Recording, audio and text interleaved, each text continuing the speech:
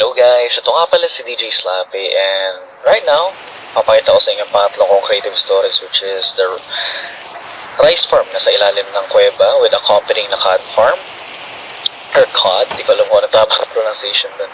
Ang kasama ko is dalawang capunchin monkey tsaka isang iron golem. Pangalan ng dalawang capunchin si Gonzo tsaka Green. Play on words ako kasi bigas. Ito yung lagay ng bigas ko. Tapos ito yung bahay ni Iroh. Which is, si Iroh isang iron golem na mahilig magpintura, mag-kolekta ng lumot, tsaka kabuti.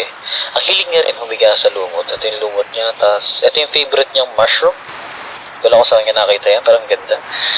Tapos, ito naman yung storage ko kung saan nakalagay yung iron, banana, tsaka maggots. Maggots is para dun sa dalawang unggoy. Ang hiling nilang kumain ng maggots, di ko alam bakit.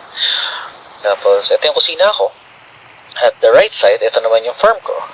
Tagon-tago yan dahil dun sa dalawang unggoy, malikot ang kamay. Tapos, makikita nga naman dito sa right side ng aking kusina, nandiyan nakalagay yung rice, cabbage, berries, and onions. Ngayon, bibisitahin natin sa Iroh kasi nagpipinta siya dun sa dulo. I think tapos na yata siya. Yes, tapos na nga siya. Ito yung isa sa pinakamalaki niyang pintura. Pininta, sorry. Tapos, dito naman ako nakatira. Nakatira ako sa taas ng kusina. Malit lang siya na kuweba.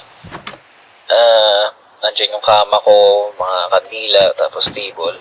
Ngayon, luluto tayo na yun. Lulutuin natin na yun is fish to cook rice and fried egg. Kukuha ako ng isda, itlog, which is yung dalawa lang naman na mahirap punin. Tapos, yan, lulutuin natin itlog. Hatiin natin yung isda. Bigyan natin yung isda, cabbage, rice. Tapos yan, naluto na siya. Tapos magluluto tayo, magsasaing. Kakainin na natin na yun.